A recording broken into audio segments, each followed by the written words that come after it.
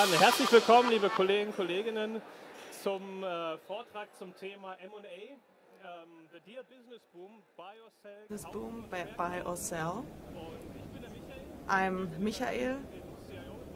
I'm at the CEO's advisory area working in M&A for MHP, and this is Emmanuel who's with me. He's been working for MHP for 1.5 years, and we're very hard working here too. We are delighted to spend these 20 minutes with you now, and we'll do the following.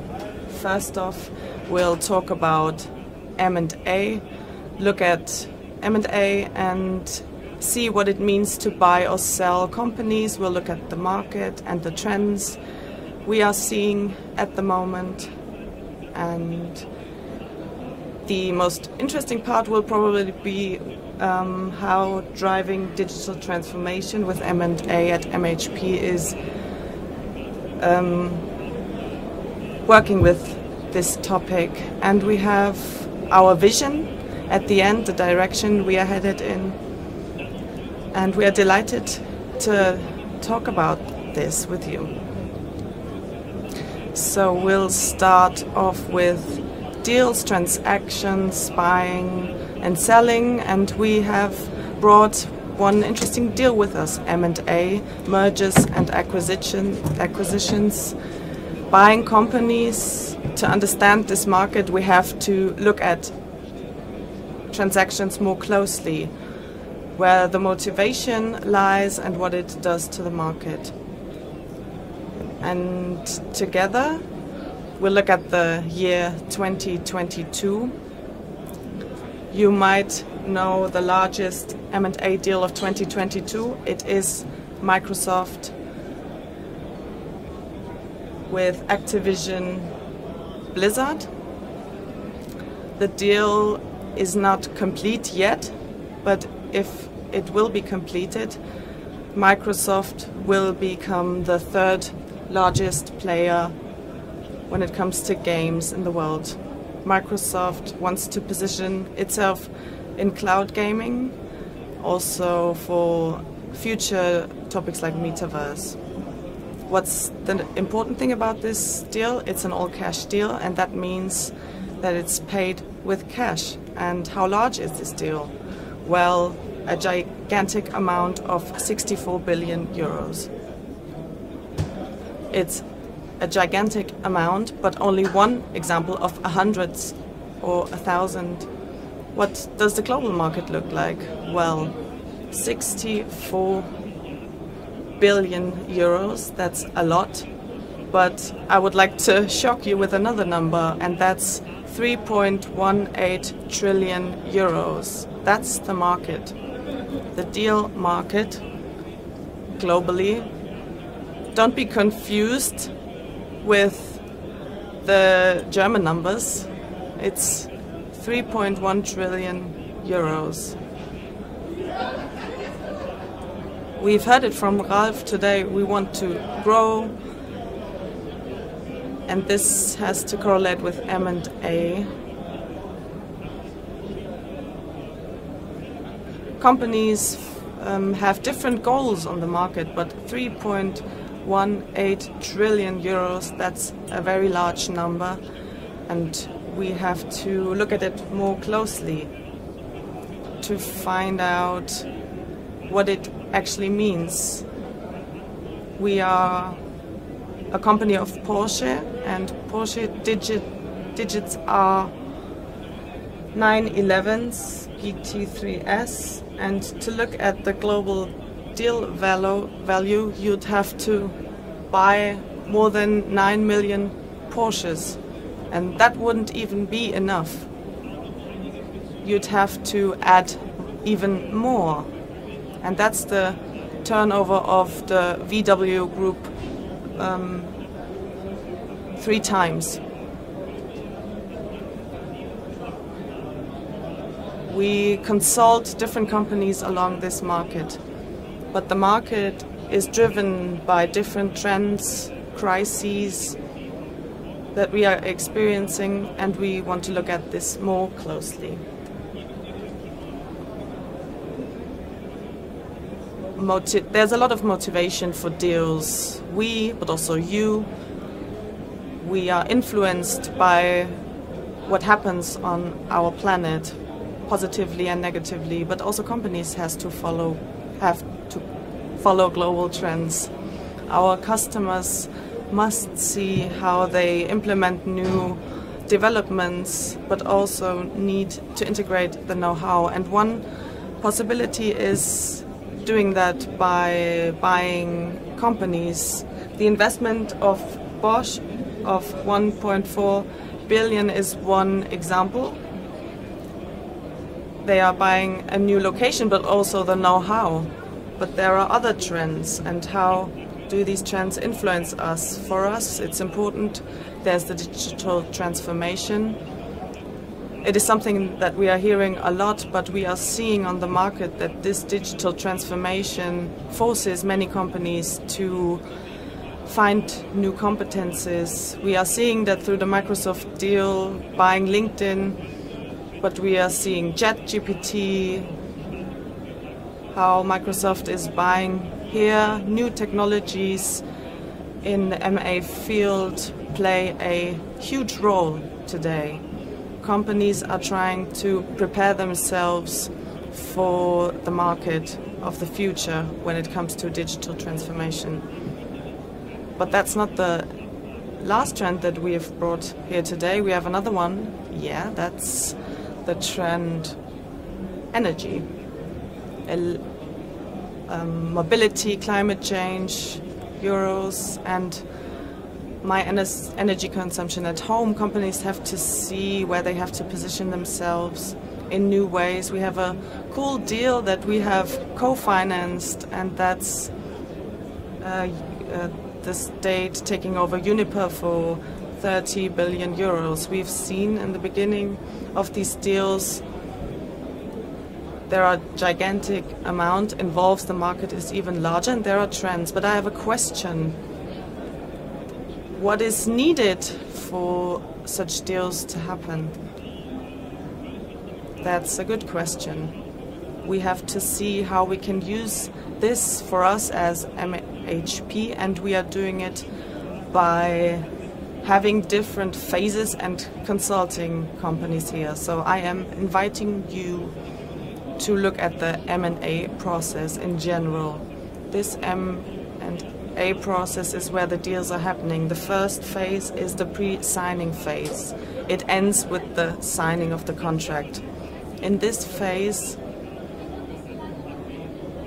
the most important thing is for MHP to support the customer and to find a buyer and consult them about the risks, the objects that they are buying, about the performance of the objects. Companies, tech products can be what they are buying. Different areas are involved. Maybe it's even just the staff that is interesting for them. And it's important to say that tech due diligence and ESG due diligence are always involved, and we are checking this for our customers. And this phase ends by signing the contract. This is why it is the last element. In M&A language, it's also called the marriage, the wedding. But that's one of 4 phases, actually, and I think there's another one. Yes, that's true. After the wedding comes another phase, and that is the pre-closing phase, and it ends with the closing. The closing is nothing more than giving the company from A to B. And why is this phase so important, but also very complex? It involves all measures that are necessary on day one after the closing to be operative. And IT and technology play a relevant role here. Carve-outs is one example. It means a part of a company is sold, and by the end of the closing, it must cut all the contacts, all the links to the first company. We at MHP look at this more closely, look at the entanglement analysis, and we are planning the next step and the carve-out, and we are defining the goal for the carve-out. And before the closing is finished, depending on the company, we are looking at the readiness of the IT and the company before finishing the closing. Day one is coming up, so what's the next step? The first day of the company having a new board, basically. So what we've planned in the previous phases, target operative models, all these things need to be implemented now. And in this phase we are talking about a cutting as a final element.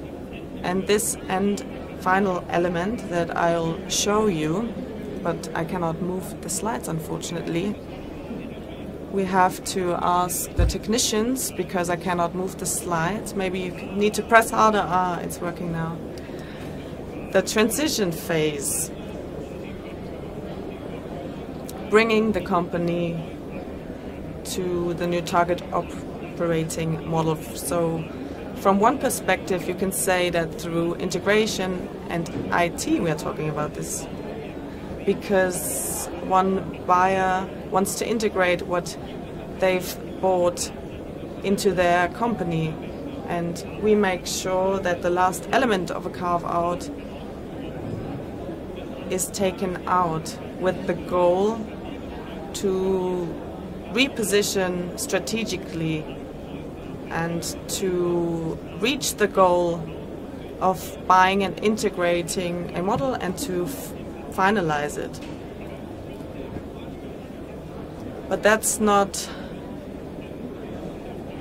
the finish, because there's one last element that is missing on the agenda. After the cutting, we have the post-cutting phase. Why are we continuing after the cutting as a consulting company? After the post-cutting,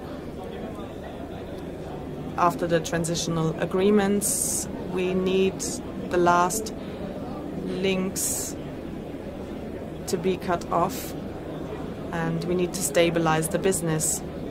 We as MHP, we talk to the customer and we restructure the IT. Operational support is also relevant because the management and inoperatives need help to manage the first 100 days after cutting. And there are other topics to work about to reshape, and this is where we are helping our customers. You've seen all the 4 phases from pre-signing, pre-closing, to the transition phase and the post-cutting.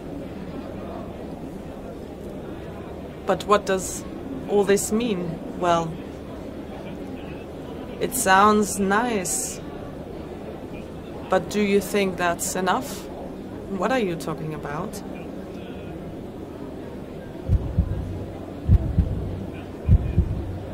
We'll see now.